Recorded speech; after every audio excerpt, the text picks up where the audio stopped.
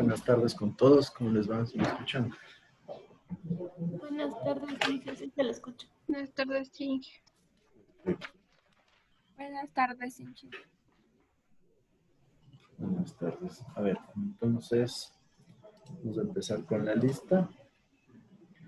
Está Brandon Aguilar, Bernardo Aldeán. Inge, buenos días. Aguilar sí está, disculpe. Ya. Nicola Andrade, Presente. Andrés Vaquero, Fabricio Barreno, Presente. Kevin Carrillo, Jerry Chango, Presente. William Cifuentes, Presente. Jonathan Criollo, Presente. Miguel García, Presente. José Gordillo, Presente. Carla Villavicencio, Presente, Inge. Renato Guamán, Presente. Renato Guijarro, Presente. María Fernanda León, Presente. Alexis López, Presente. Fausto López, Presente. Felipe Muso, Presente.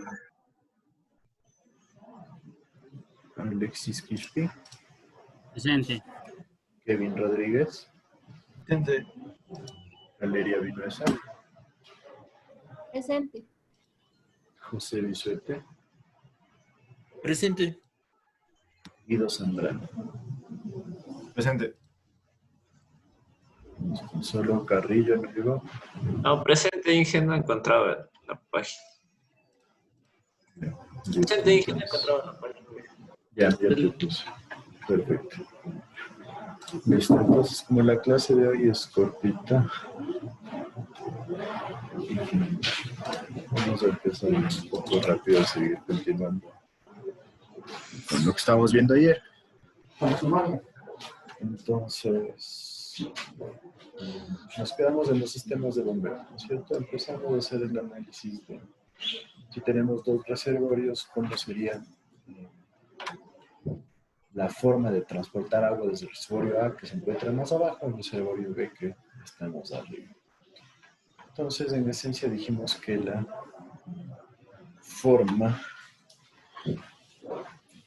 más básica sería incluir una bomba. En este caso, tenemos una bomba aquí. Entonces, ya un poco vieron las bombas en hidráulica general de una manera muy básica. Sabemos que nos sirven para generar un impulso. Lo que hace el impulso es incrementar la energía dentro del sistema. Entonces se genera este incremento de energía. ¿Cómo se genera este incremento de energía? Mediante la transmisión de energía cinética. ¿Cuál es la energía cinética? La energía que se genera dentro de la bomba. ¿Por qué? Dentro de la bomba se genera la rotación de un elemento que es el rotor de la bomba, ¿sí? Entonces esta rotación transmite la energía cinética al agua y se genera una carga de presión. Entonces se transforma en energía potencial. Ahora, entonces este es el esquema más simple de bombeo con el que podemos contar. Ya vimos ayer, ¿no es cierto? Tenemos las pérdidas, CQ cuadrado, C1 porque este sería el conducto 1, C2 porque este es el conducto 2. Entonces, tenemos pérdidas aquí y pérdidas acá. No se olviden de las líneas de energía, que eso estoy seguro que ya lo conocen de manera correcta. Entonces, no se olviden que la altura de bombeo se conoce como la cantidad de energía que genera la bomba dentro del sistema, que se ve reflejada como una altura de bombeo. Entonces, viendo esto, ¿a qué debería ser igual la altura de bombeo? ¿Qué me dice?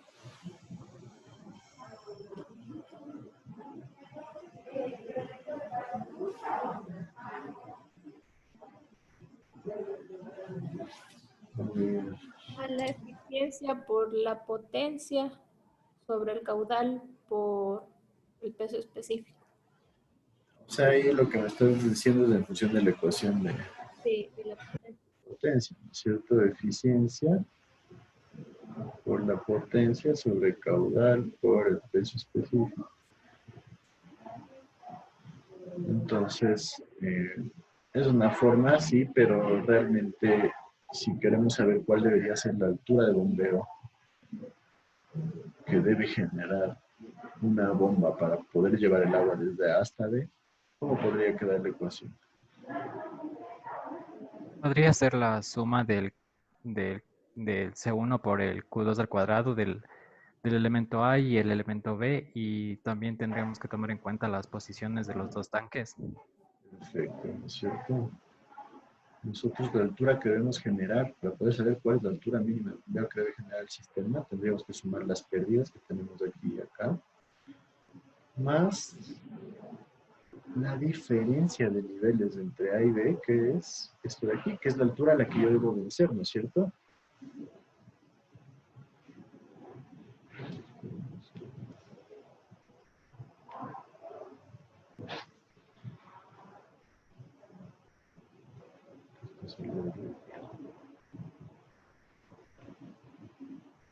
Esta línea de acá.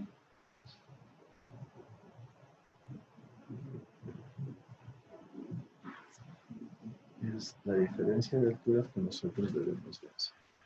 Esta diferencia de alturas podríamos llamarle delta Z, ¿no es cierto? Porque va a ser igual al Z de B menos el Z de A.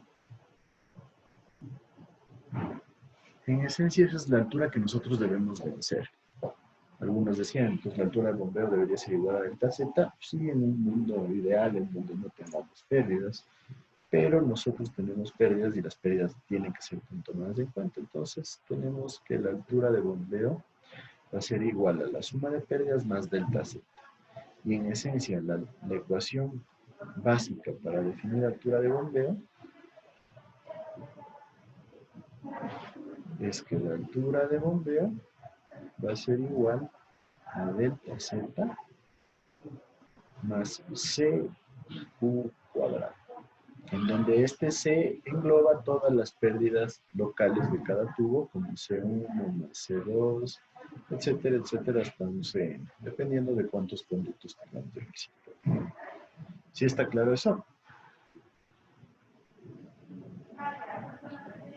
Entonces, la ecuación que vimos en la clase anterior era la de potencia y esta es la de altura de bombeo. Entonces, en potencia, sí, nosotros tenemos 9.81 por 1000, que sería el peso específico, ¿no es cierto? Por el caudal, por la altura de bombeo y sobre la eficiencia. Recuerden la eficiencia por la capacidad mecánica de la bomba. O sea, mientras tenga un mecanismo más eficiente, esta eficiencia puede ser mayor. Por ejemplo, una bomba de gasolina va a tener obviamente una eficiencia bastante menor, porque el motor a gasolina, el motor de combustión interna, es uno de los menos eficientes que tenemos. ¿Sí estamos claros con esas ecuaciones? ¿Alguien alguna duda de eso? Perfecto, entonces...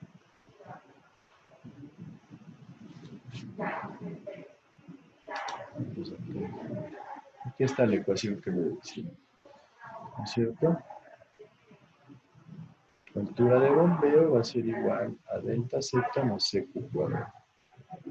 Si quieren hacer una demostración, la forma más fácil es simplemente hacer un Bernoulli entre A y B, y este va a ser el resultado.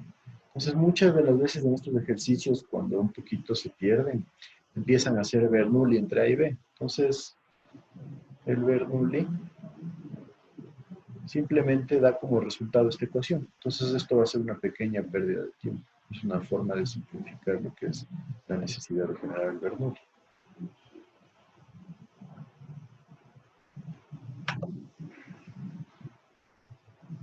Entonces, vamos a ver los tres tipos de sistemas de bombeo más básicos Sí, vuelvo a la diapositiva anterior, sí, simplemente para explicarles que nosotros vamos a definir, en función de la localización de la bomba, 3 tipos de sistemas de bombeo. En donde el primer sistema de bombeo que nosotros vamos a analizar es el tipo de bombeo a succión. ¿Qué les viene a la mente cuando se habla, qué les viene a la mente cuando se habla de un sistema de bombeo a succión?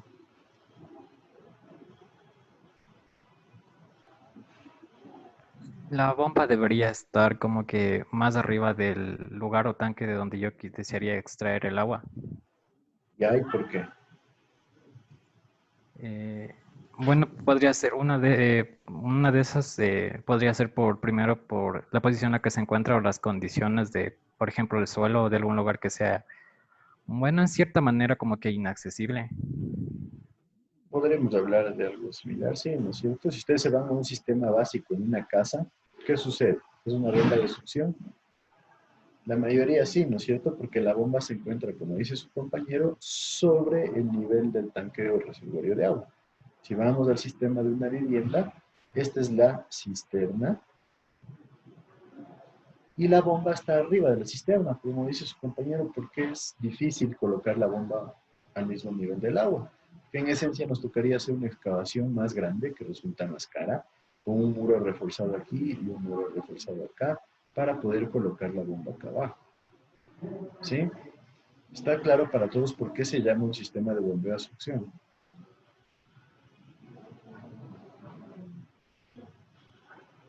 Sí. ¿Por qué?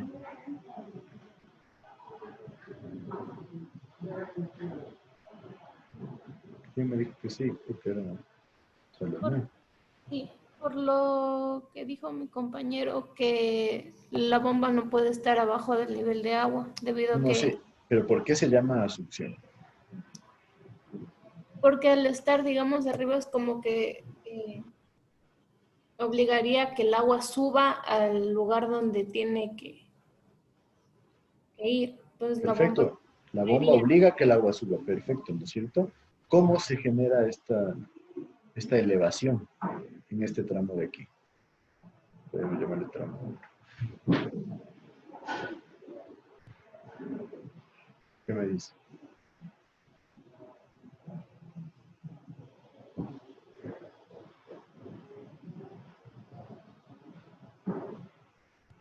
¿Nadie? Se genera esta elevación mediante la succión. ¿Qué es la succión? Generar una presión negativa, ¿sí?, para que se genere un vacío dentro del conducto. Y este vacío genera que el agua suba.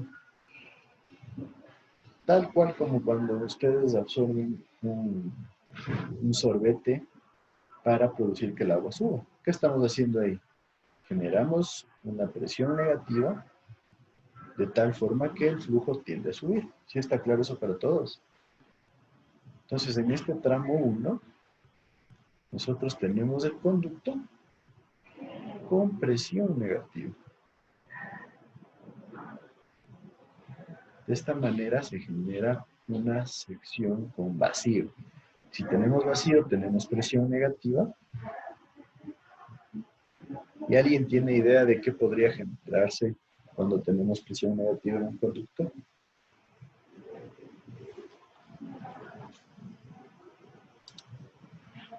Mayor velocidad de agua. Velocidad no necesariamente. ¿Por qué crees que podría tener mayor velocidad?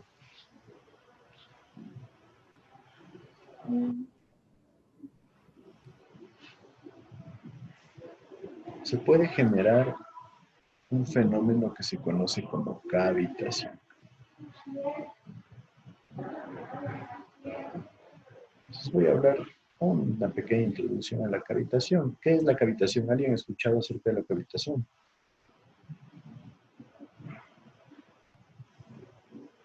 ¿Nadie? Yo creo que sí se habló algo en hidráulica general.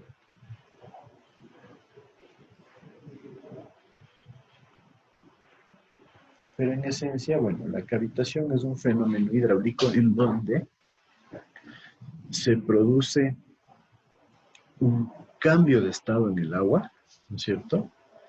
¿A qué nos referimos con un cambio de estado? Que pasa de estado líquido a estado gaseoso. Entonces, si pasa de estado líquido a estado gaseoso, esto se debe a la disminución de presión.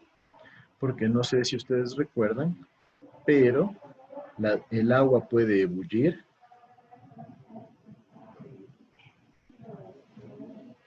debido a un incremento de temperatura, ¿no es cierto? ¿A qué temperatura ebulle el agua? 100 grados. ¿Perdón? 100 grados. 100 grados. 100 grados al nivel del mar, ¿no es cierto? Aquí en Quito, ¿a cuánta temperatura? 92. Alrededor de 91, 92 grados centígrados, ¿no? ¿Qué significa eso? Que conforme varía la altura física, varía la temperatura necesaria para hacer ebullir al agua. Esta situación va de la mano con una variación de presión. ¿Qué sucede? Conforme baja la presión, nosotros también podemos generar que el agua ebulla. Entonces es una combinación. Cuando tenemos alta presión al nivel del mar, el agua hierve a una temperatura más alta. Si baja la presión, el agua hierve a una temperatura más baja. Entonces, si nosotros llegamos a un punto en donde la presión sea muy bajita, podemos hacer ebullir el agua. ¿Sí está claro eso? Entonces, también va a depender de la temperatura. Entonces, cuando nosotros tenemos unos 15 grados centígrados, la presión para que bulla el agua es alrededor de, podríamos dejarle alrededor de 0.2, 0.25 metros de columna de agua. ¿Sí? Entonces, de esa forma, nosotros podemos también hacer ebullir el agua. Entonces, el fenómeno de cavitación va ligado a esta situación. Cuando nosotros tenemos una presión negativa muy importante, podemos llegar a vencer lo que se conoce como la presión de vapor de líquido, en este caso del agua. La presión de vapor del agua es la presión que les mencionaba acá, en la cual se produce la ebullición o el cambio de estado de líquido a gaseoso. Entonces, si es que esta presión negativa crece demasiado, puede producir la ebullición. Eso significa que en el conducto van a empezar a ingresar burbujas de aire, por lo que está pasando de estado el agua. Entonces, ¿qué sucede? Nosotros tenemos burbujas de aire, junto con el agua, y tenemos alta presión, porque estamos en un sistema de presión. Entonces, la combinación de estos dos sistemas, ¿sí?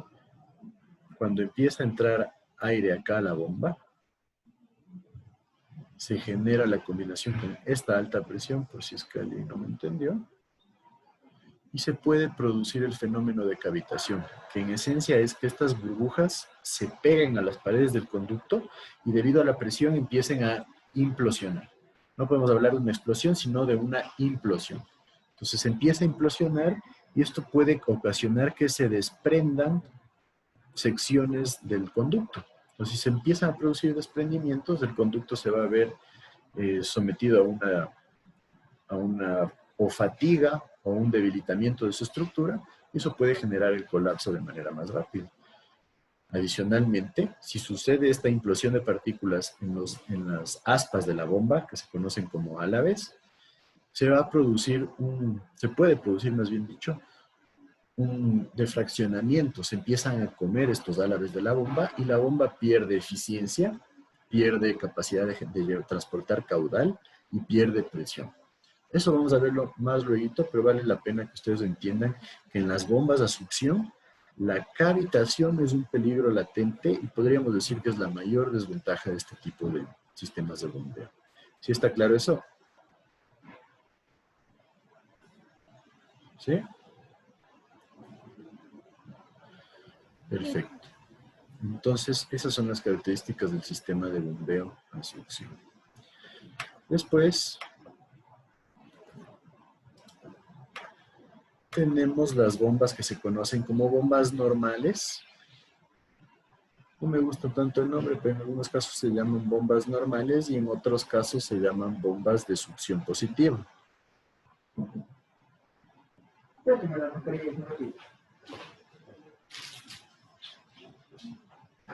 Las bombas de succión positiva, como su nombre lo dice, pueden generar succión, pero bajo casos muy, muy específicos. Entonces ya les voy a explicar un poquito. ¿Qué sucede en este caso? La bomba se encuentra bajo el nivel del agua de la cisterna. ¿Qué significa eso? Que no es necesario que genere una succión. ¿Por qué? Porque debido a esta carga de agua, vamos a tener que el flujo llega directamente a la bomba. ¿Por qué creen que se les llama bombas de succión positivas?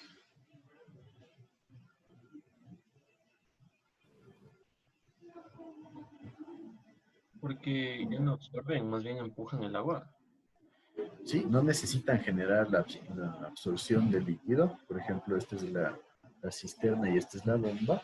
Entonces el líquido ya va a ir directamente de la cisterna porque tiene toda esta carga de agua, ¿no es cierto? Entonces se produce el flujo directo. Pero bajo condiciones muy específicas, como por ejemplo que el conducto que tienen aquí tenga un diámetro bajo, o que aquí tengan una válvula de control y esa válvula esté un poco cerrada, puede darse el caso de que el flujo no llegue de manera adecuada acá. Entonces, ¿qué pasa? La bomba empieza a buscar chupar agua para poder trabajar, pero si la cantidad de agua no es la suficiente, se puede generar un efecto de succión en la tubería. Si se genera ese efecto de succión, vamos a tener presión negativa, ¿sí? Aunque no debería suceder, puede darse el caso, y por eso se le llama succión positiva, ¿sí? Entonces, en otros casos también a las bombas de succión que vimos antes, se les llama succión negativa, porque esas sí se encuentran sobre el reservorio, entonces de ley necesitan succionar agua. En algunos casos, las bombas de succión positiva también necesitan succionar agua, como los que les acabé de describir. ¿Sí está claro eso?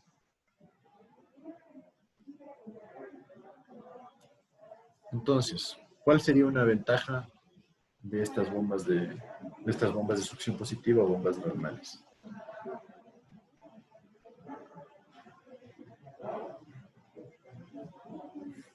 ¿Qué me dice? Reduce el riesgo de la cavitación. Exacto, no se reduce, más bien dicho, perdón, se reduce de forma dramática el riesgo de cavitación porque a menos de que haya una mala operación, no se va a producir aquí lo que es la cavitación. Entonces es una de las principales ventajas. Por otro lado, la bomba no necesita producir succión, entonces no hay ningún riesgo relativo a lo que es la generación de succión. ¿Y cuál podríamos decir que es una desventaja de este sistema?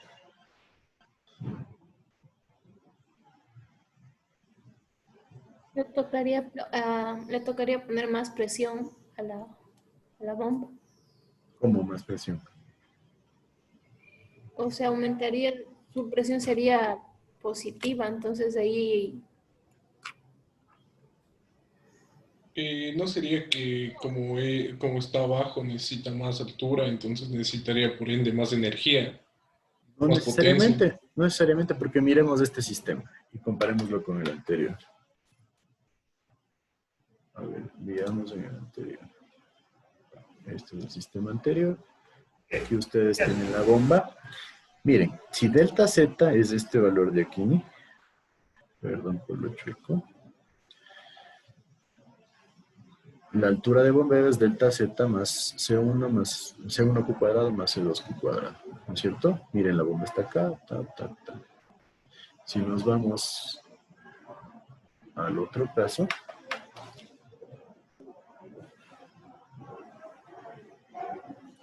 si esto de aquí es delta Z,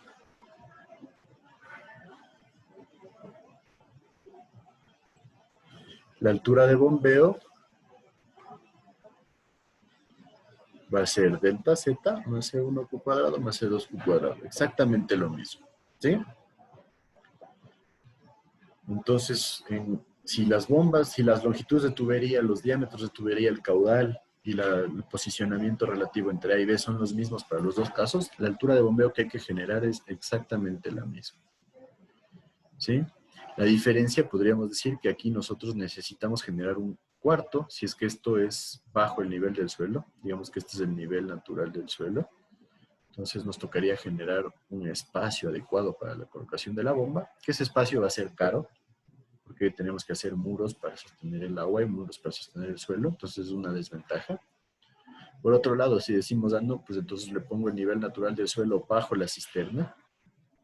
Entonces, si este es mi nivel natural del suelo, ¿qué va a suceder?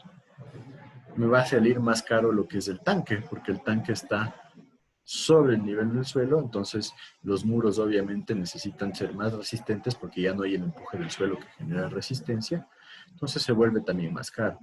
Entonces es una de las razones por la que las bombas más típicas son las bombas de succión, porque no hay que tomar esas consideraciones. Entonces ahí vendría a ser una desventaja de este tipo de sistemas.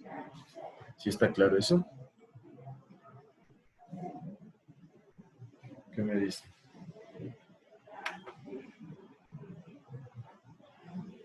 ¿Qué sucede con la altura de bombeo? Es exactamente la misma ecuación, como vimos, ¿no es cierto?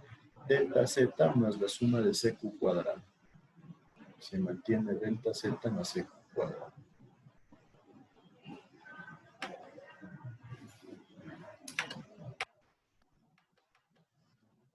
Entonces,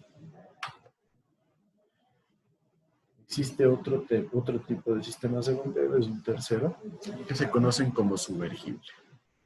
¿A qué se refiere un sistema de bombeo sumergible? Nada más que la bomba se encuentra dentro de la cisterna.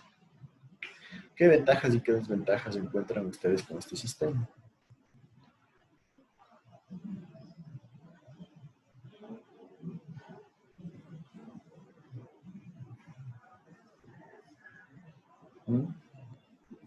Podría ser que esa sí la utilizamos para lugares más que son inaccesibles, como por ejemplo si necesitamos extraer agua de un pozo o necesitamos extraer aguas residuales. Sí, perfecto. Uno de los usos principales de las bombas sumergibles es en pozos. ¿Por qué? Porque el sistema de funcionamiento de las bombas sumergibles permite que se generen grandes alturas de bombeo.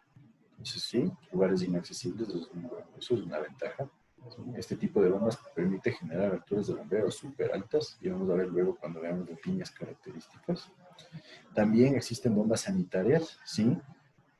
Normalmente las bombas de uso sanitario son bombas sumergibles. ¿Por qué? Porque de esa forma el líquido entra directamente a la bomba. Entonces la presencia de sólidos en las aguas sucias podría generar problemas si tuviéramos un sistema de bombeo a succión con esas características.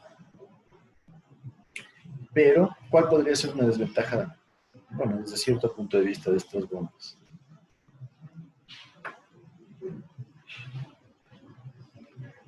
Mantenimiento.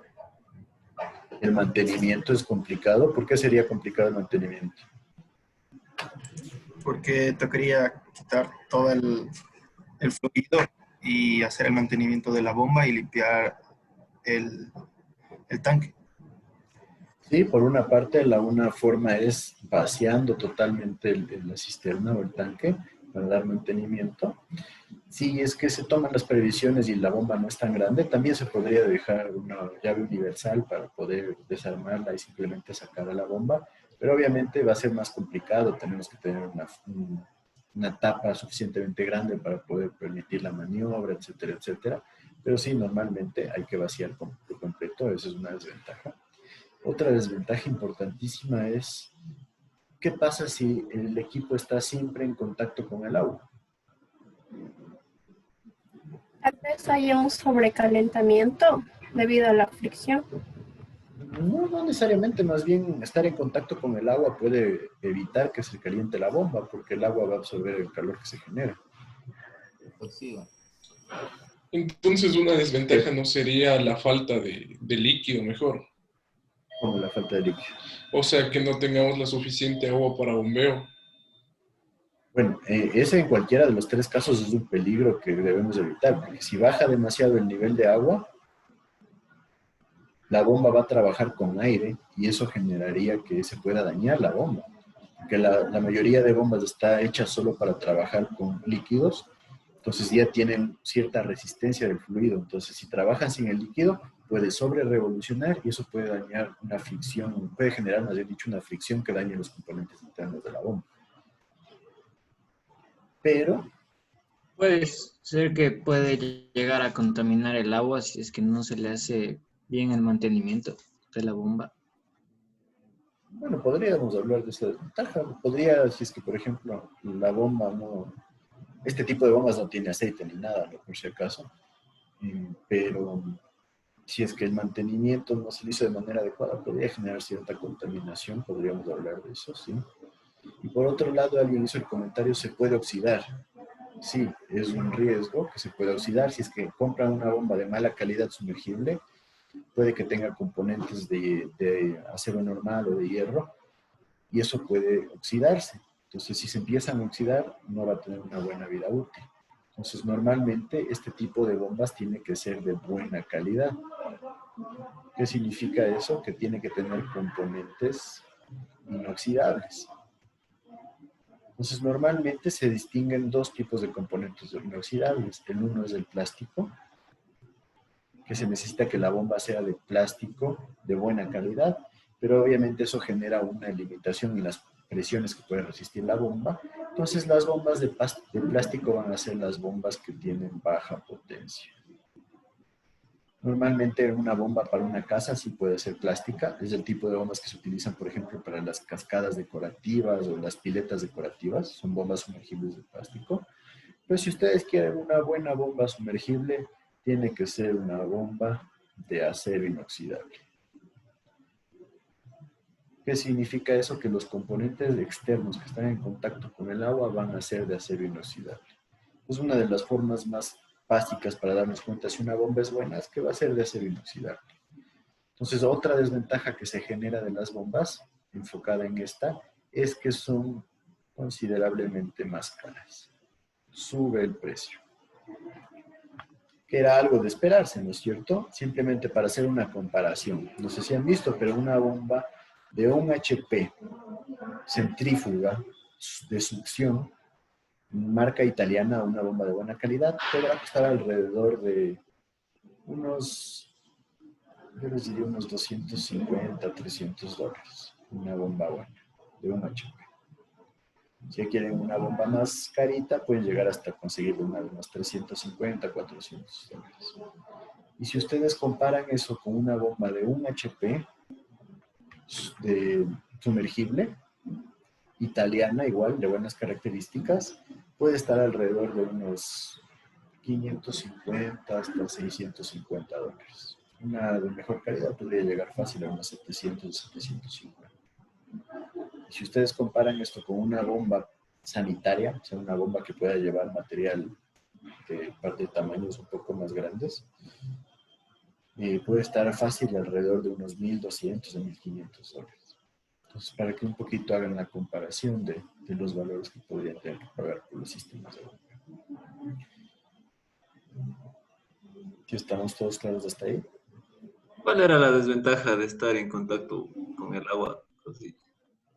Que necesitas generar un mantenimiento que va a ser caro porque te toca vaciar la cisterna. Después que los componentes necesitan ser de mejor calidad. O sea, tiene que ser un buen plástico o un acero inoxidable. Y obviamente el acero inoxidable va a ser mucho más caro. ¿Sí?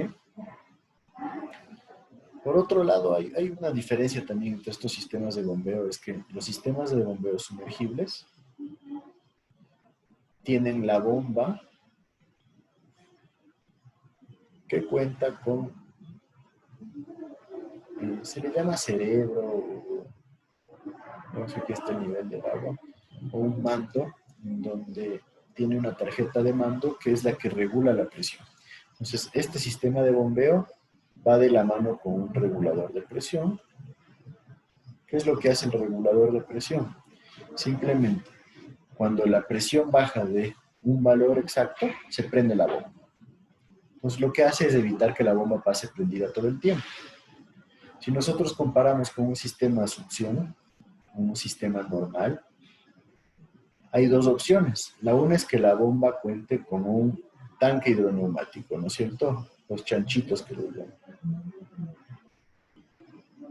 Entonces el tanque hidroneumático está conectado a la bomba. Bueno, normalmente tenemos el tanque hidroneumático con la bomba encima. ¿Sí? Entonces estas están conectadas y el agua llega a la bomba. Entonces el agua distribuye la bomba al tanque hidroneumático y el tanque hidroneumático distribuye el agua a la casa. ¿Cuál es la función del tanque hidroneumático? ¿Tienen claro eso?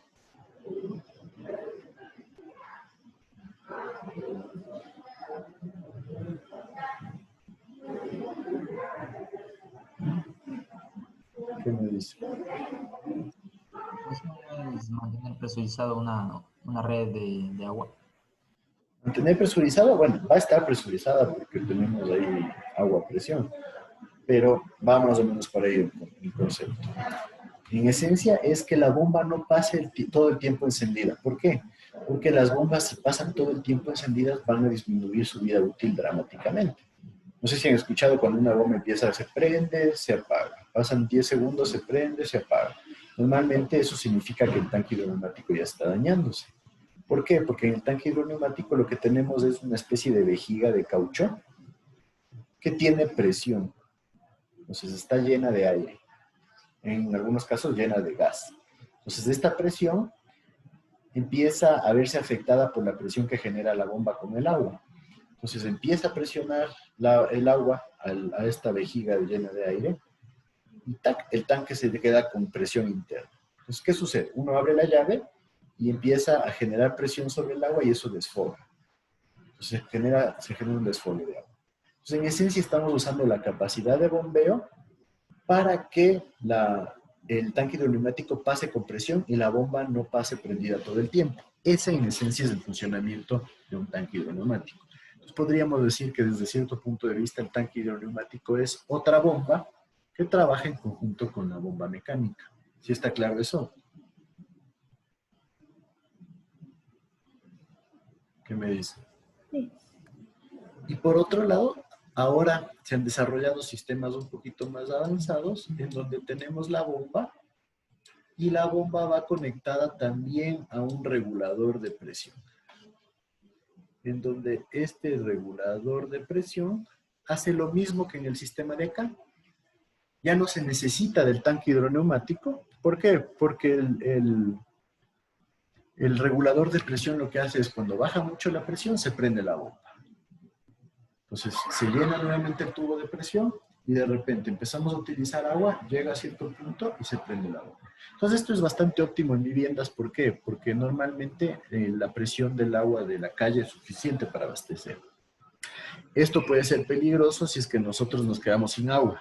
Porque si empieza a trabajar todo el tiempo la bomba, corre el riesgo de quemarse. Entonces, hay que diferenciar cuándo utilizar qué tipo de sistema. ¿Sí? Entonces, ahora normalmente es mucho más barato comprar un regulador de presión antes que un tanque hidroneumático. Un tanque hidroneumático de 100 litros o de 60 litros puede estar alrededor de unos $300, un tanque de buena calidad. Y un regulador de presión italiano puede estar alrededor de $75. Entonces es considerablemente más económico. Entonces, simplemente para que tengan claro cómo son los distintos esquemas de funcionamiento, porque a veces no sabemos para qué sirve el tanque hidroneumático, o en algunos casos por qué no hay tanque hidroneumático y se cuenta con un regulador de presión. ¿Sí estamos claros todos hasta ahí? Inge, una pregunta. En este caso, ¿cuál sería más recomendable para el uso, o sea, habitual? ¿El tanque o un regulador? Más recomendable para una casa, si es que es una casa en donde lo que quieres tú mejorar es, ¿cómo se llama? O sea, tienes, por decir, una casa en donde se consume bastante agua porque tiene 3 baños o 4 baños. Entonces, lo que necesitas es incrementar el caudal. Yo te diría que un regulador de presión. ¿Por qué? Cuando estás usando los 3 baños a la vez, de repente empieza a bajar el caudal en los baños. Entonces, ahí entra la bomba y te mejora el caudal. Pero si tú estás en un sector donde se pierde el agua, por ejemplo, se quedan sin agua un día entero o 2 días, yo diría que ahí el tanque hidroneumático. ¿Por qué? Porque el tanque hidroneumático no le hace trabajar tanto a la bomba. ¿Sí? Entonces hay que hacer el análisis dependiendo de cómo va a estar ubicado el sistema de bombeo. Que normalmente la recomendación es que un ciclo de bombeo comprende el tiempo que está prendida la bomba más el tiempo que está apagada la bomba. Entonces, la recomendación es que no se pase de 12 ciclos de bombeo, 12 ciclos por hora. ¿Qué significaría? Que entre prendido y apagado de la bomba deberían sumar 5 minutos. Entonces, si pasa 2, 3 días sin agua y todo el tiempo trabaja la bomba, nosotros vamos a tener ciclos menores a 5 minutos, entonces eso puede afectar la vida útil de la bomba.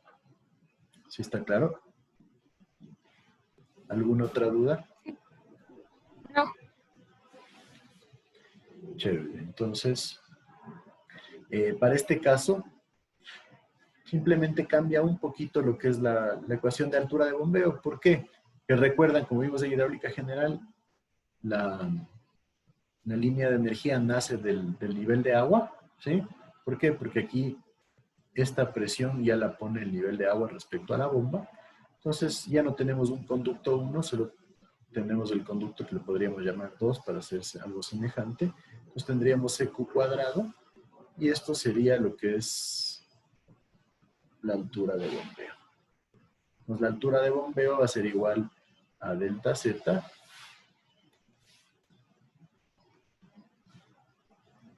que sería esto de aquí, más CQ cuadrado. Pero en esencia es exactamente la misma ecuación que hemos estado viendo. Entonces tenemos aquí la ecuación. La altura de bombeo es igual a delta Z más CQ cuadrado. ¿Estamos todos claros ahí? Tengan en cuenta que este C puede ser de pérdidas por fricción y de pérdidas menores. En la anterior clase ya vimos la ecuación de potencia, nuevamente aquí la tienen. Potencia es igual a peso específico por caudal por altura de bombeo sobre eficiencia, en donde si obtienen el valor en vatios, lo dejan todo de esta forma, con 981 y 1000, y si quieren el valor en kilovatios, que es el más normal, que es el que lo van a encontrar en los equipos de bombeo,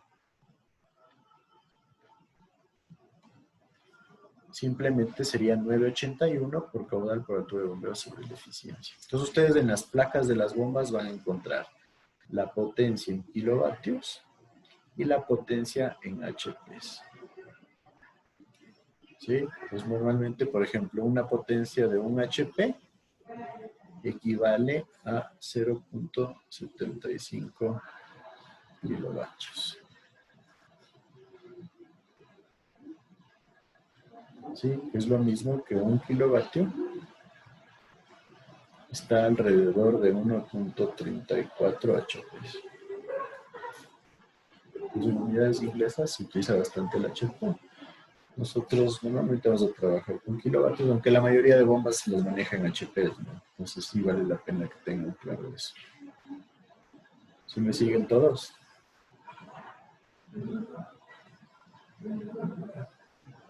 Una pregunta, ¿qué significaba el FM? Ahí el... Esas son las, perdón, aquí es HN, es decir, un error. Es la sumatoria de pérdidas por fricción más pérdidas menores. ¿Sí? Gracias por la aportación. ¿Alguna otra duda?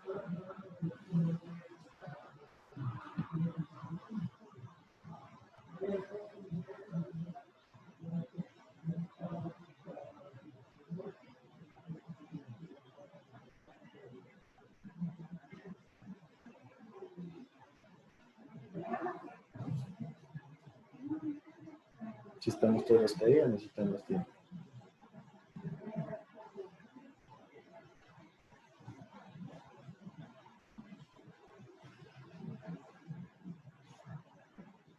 Bueno, entonces continuamos.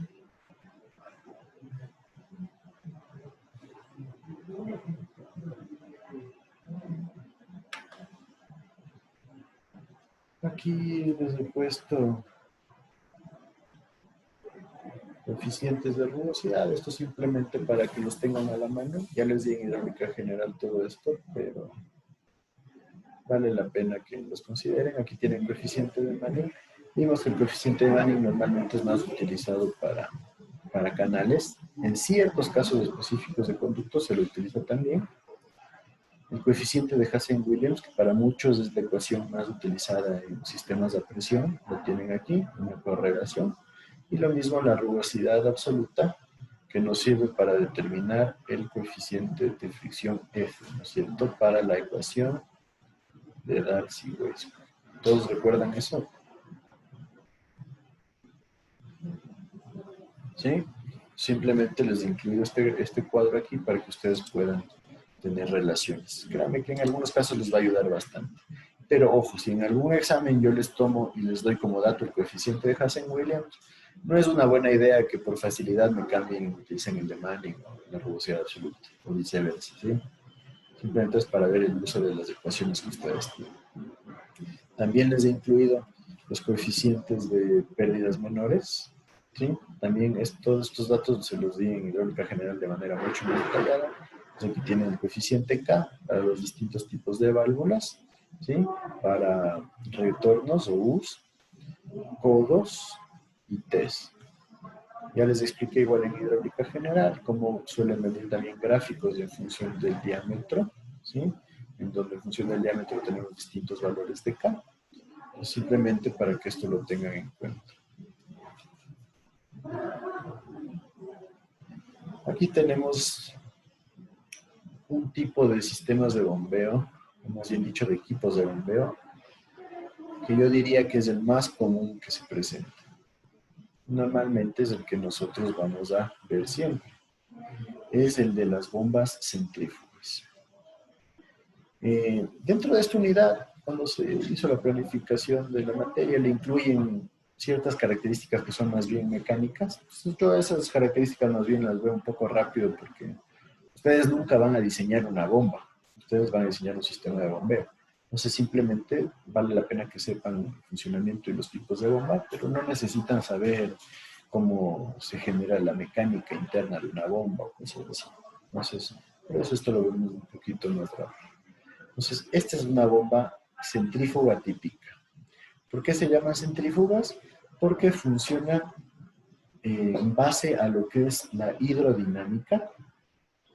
Entonces, tenemos un rotor que gira muy rápidamente dentro de la bomba. Entonces, ese rotor transmite la energía cinética al sistema de agua de manera directa y funciona, como les digo, en función de las leyes de la hidrodinámica. Entonces, ¿qué es lo que sucede? Nosotros tenemos el ingreso de agua que normalmente se ubica en esta zona de acá abajo. Entre el agua a la bomba, ¿sí? Como está acá. Acá está la entrada de agua. Entra a la bomba, pasa por el rodete, ¿sí? Este es el rodete, esto es lo que gira. Y si ven, tiene estos pequeños orificios que son donde entra el agua. Entonces ingresa el agua en estos orificios y conforme gira, el agua sube y sale por la parte de arriba. Puede ser como está aquí o puede ser también de esta forma como está acá. Entonces ese es el esquema típico. Acá tenemos los rodamientos, todo el sistema motriz, o sea, la parte mecánica, ¿sí? Con un sello mecánico, etcétera, etcétera. Todos estos sellos nos sirven para proteger que no ingrese agua al sistema mecánico, porque si se rompe un sello y empieza a entrar agua, la bomba se va a quemar. Entonces hay que tener bastante cuidado. Normalmente en las bombas se cuenta con esta tapita de acá. ¿Saben para qué sirve? Para sacar el aire, ¿no? Para sacar el aire del sistema, sí. Bueno, desde cierto punto lo mismo, pero el concepto es para poder meter agua. ¿Sí? Nosotros en las bombas debemos generar lo que es el cebado. ¿Alguien ha escuchado qué es el cebado? Con agua, porque si no la bomba se puede dañar. Exacto, es llenar de agua todo el componente interno de la bomba, todo esto de aquí, más el conducto que tenemos acá. Porque normalmente este conducto llega a la cisterna, tienes el agua aquí, y aquí debemos colocar una pequeña válvula check para que el agua no se caiga de acá. ¿Por qué? Porque aquí tenemos mayor altura, entonces el agua va a tender a bajar. Entonces le colocamos una válvula check, porque si no colocan esta válvula check, créanme que yo he visto plomeros que no la colocan por ahorrarse, ustedes ceban el agua, pero todo se va a ir a la cisterna de nuevo. Entonces no va a quedar el sistema interno lleno de agua. Entonces puede dañar a la bomba. ¿Por qué? Porque si esto está vacío, esto va a generar una velocidad de rotación más alta de la esperada y eso puede dañar los componentes internos. Entonces el cebado no es más que llenar todos estos componentes de agua de tal manera que cuando se prenda la bomba pueda funcionar con agua y no se produzca ningún tipo de problemas. Hay unas bombas que se hacen llamar de autocebado. En esencia, lo que hacen estas bombas es, mediante una variación de velocidad interna, generar que la bomba pueda trabajar sin ningún problema cuando se la prende de manera inmediata, pero aunque se hagan llamar de autocebado, este tipo de bombas necesitan que la primera vez que vaya a funcionar el sistema se genere un cebado polímero. Entonces, algunos autores dicen que realmente no existen las bombas de autocebado, simplemente hay las bombas que se ceban en el primer uso y hay las bombas que se deben cebar cada que se dejan de utilizar. Entonces, vale la pena que tengan ese concepto porque a veces dice hay que cebar la bomba y muchos no saben a qué se refiere. Entonces, vale la pena aclarar eso. ¿Sí? Por favor. Lo de cebado de la bomba. En esencia, el cebado, como les dije, es colocar por esta tapita, o sea, le sacamos a la tapita y empezamos a colocar agua aquí. Entonces, ¿qué pasa? Esto está conectado a un tubo, que es el tubo que llega hasta la cisterna, ¿no es cierto? Aquí está la cisterna, y aquí tiene que tener una válvula check, como les dije, para que no se vacíe. Entonces, todo esto se empieza a llenar de agua. Todo esto, incluido los álabes del rodete. Entonces, ¿qué pasa? Uno le prende a la bomba, ya le conecta la electricidad y empieza a girar con agua. Porque si es que no tiene agua, empieza a girar más rápido de lo que debería. Entonces, ¿cuál es el riesgo? Que si gira muy rápido, se empiecen a desgastar los componentes internos. Y si se desgastan los componentes internos, vamos a disminuir la vida útil de la bomba. ¿Sí está claro ahí? Sí, gracias. Chévere. Aquí tenemos ejemplos de bombas sumergibles, lo que les decía. Los dos ejemplos. Una bomba con carcasa de plástico, que no necesariamente es mala, pero tampoco es demasiado buena. ¿Por qué? Porque el plástico no va a resistir presiones muy altas. Y esta es una bomba de acero inoxidable. La bomba de acero inoxidable es de mucha mejor calidad, resiste mucho más, es mucho más grande en tamaño, ¿sí? Normalmente vienen de esta forma. Les llaman bombas tipo lápiz también en algunas ferreterías. Y esto de aquí es el cerebro que les decía. La tarjeta de control que va conectada a la electricidad y también va conectada a la bomba, ¿sí? Pero esta tiene que estar en un lugar seco. Y es la que regula la presión. En este caso de acá, estas bombas normalmente tienen el sistema de control, bueno, a veces afuera y a veces adentro de la misma bomba. Y para eso tienen esta pequeña boya de acá. ¿Qué es lo que hace esta boya? Nos sirve como una protección para que la bomba se apague cuando el agua llegue a un nivel muy bajo.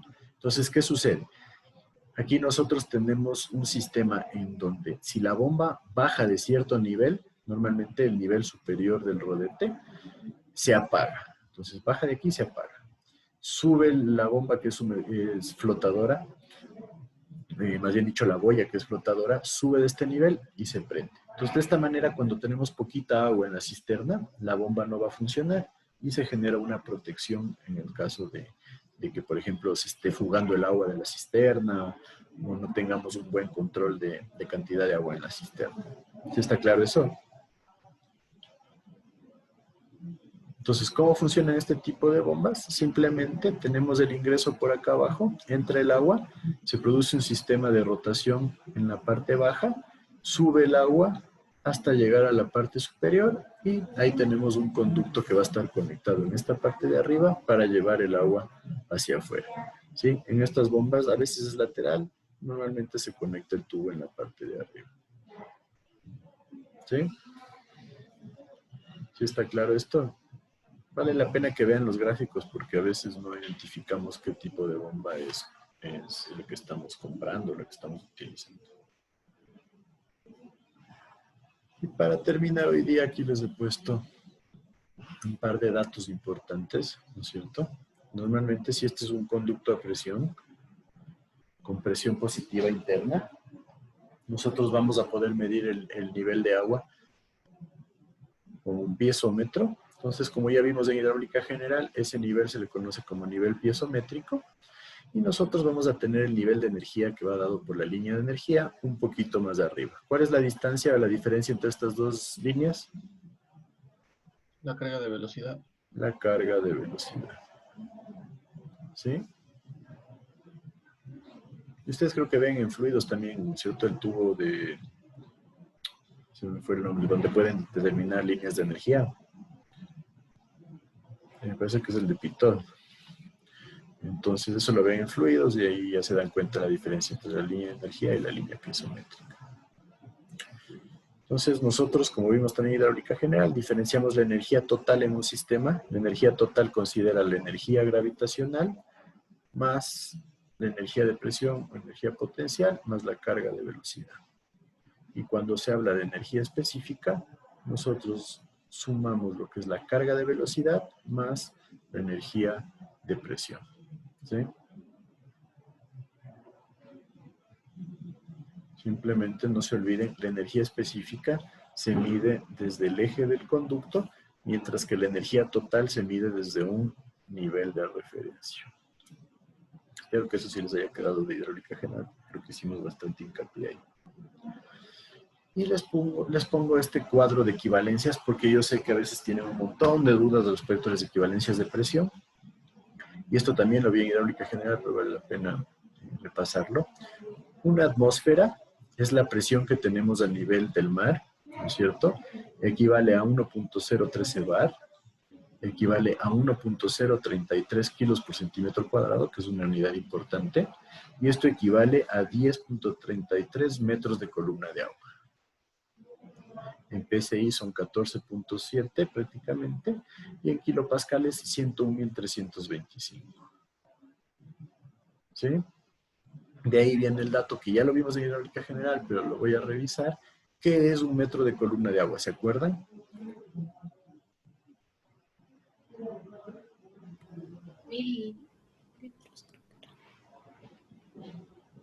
Es la presión que genera un metro cúbico de agua. O sea, imaginándonos que tengamos un cubo de 1 por 1 por 1, lleno de agua, que va a ejercer sobre el suelo.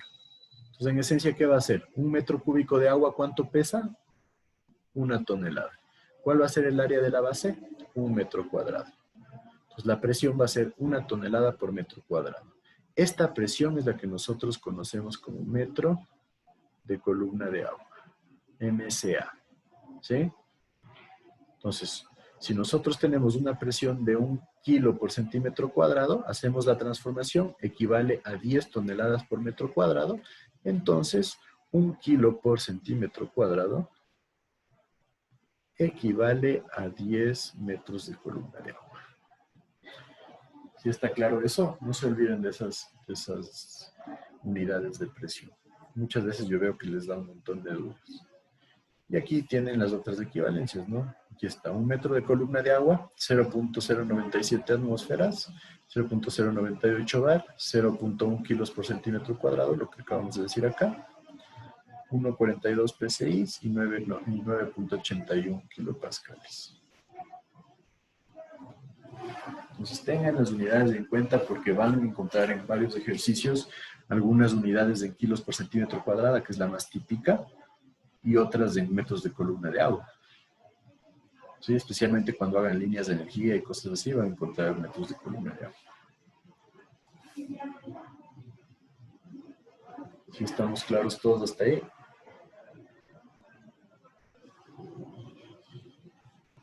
Perfecto, ya ha sido las 5.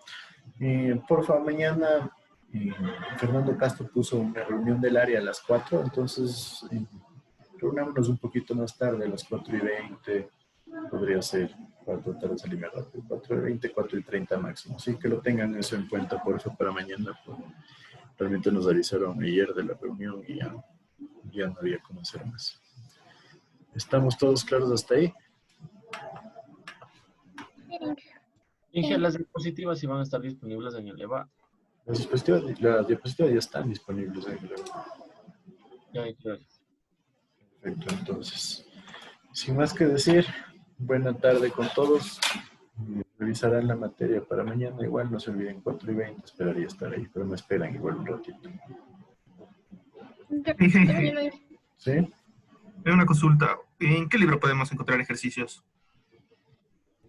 De sistemas de bombeo, que bueno, son temas demasiado variados, desde los de hidráulica general, en Moore, en Shaw, en Simbala, va a encontrar varios ejercicios de sistemas de bombeo.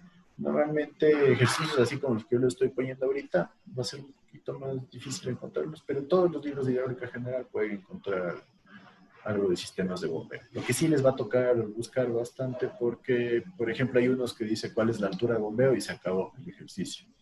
Hay otros que son un poquito más elaborados, que dice, por ejemplo, tengo una manguera que está aquí una parte y acá la otra y quiero conectar una bomba, ¿cuál sería la altura de bombeo y la potencia, por ejemplo?